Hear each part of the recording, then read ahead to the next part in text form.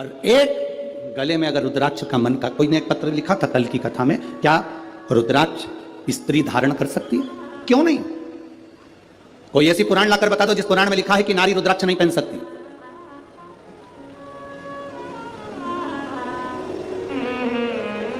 उस पत्र में लिखा था क्या नारी, क्या स्त्री भगवान शंकर के शिवलिंग का स्पर्श कर सकती है? क्या नारी स्त्री भगवान शंकर के शिवलिंग का स्पर्श कर सकती है? कोई ऐसी एक पुराण लाकर बताओ जिसमें लिखा हो कि नारी शंकर भगवान के शिवलिंग का स्पर्श नहीं कर सकती। अगर नारी शंकर भगवान के शिवलिंग का स्पर्श नहीं कर पाती तो आप ही के महाराष्ट्र की, आप ही के मराठवाड़ा की, आप ही के महाराष्ट्र की मां अहिल्याबाई होलकर, जिसके हाथ में शिवलिंग रखा रहता था,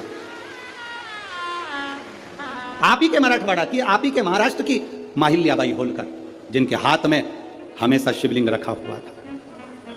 दुख की घड़ी आती थी, कष्ट की घड़ी आती थी, माता अहिल्याबाई होलकर अकेली जब पड़ गई, घर में से सब जब चले गए, अकेली मां अहिल्याबाई होलकर जब अकेली पड़ी, अकेली,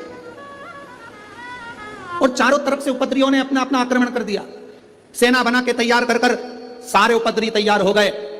इधर से कोई सेना तैयार कर रहा है, उधर से कोई सेना तैयार कर रहा है। अकेली अहिल्याबाई होलकर अकेली जब पड़ गई तब मां अहिल्याबाई होलकर को लगा कि अब मैं करूं तो करूं क्या, अब मैं क्या कर सकता हूं।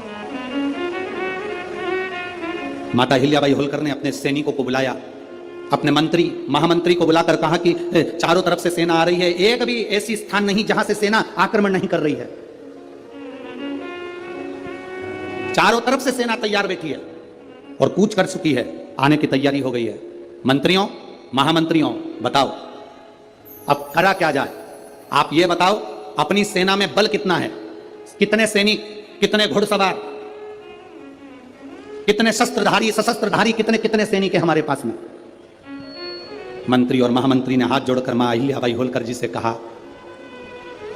मां अहिल्याबाई होलकर से कहा, महारानी जी, महारानी जी, आपको एक बात कहना चाहते हैं, अगर हमारे सैनिक युद्ध लड़े तो एक तरफ से आने वाली सेना से युद्ध लड़ सकते हैं, पर तीन तरफ से आने वाली सेना के बराबर हमारे पास सैनिक भी नहीं है। महारानी जी, इतनी सेना हमारे पास में नहीं है कि हम युद्ध कर सके। मौन हो गई मां अहिल्याबाई होलकर, मौन, एकदम मौन। मां अहिल्याबाई होलकर एकदम मौन हो गई। अकेली रथ में बैठकर मां अहिल्याबाई होलकर मां रेवा के तट पर, नर्मदा जी के तट पर, महेश्वर की पावन धरा पर पहुंच गई। मां रेवा के घाट पर मां अहिल्याबाई होलकर ने बैठकर मां रेवा के हाथ जोड़े, नर्मदा जी के हाथ जोड़कर कहा, मां नर्मदा, रेवा तू शंकर की पुत्री है, मैं आज तुझसे बल मांगने के लिए आई हूं, आज तू मुझे बल दे दे। रेवा, मां नर्मदा, तू मुझे बल दे।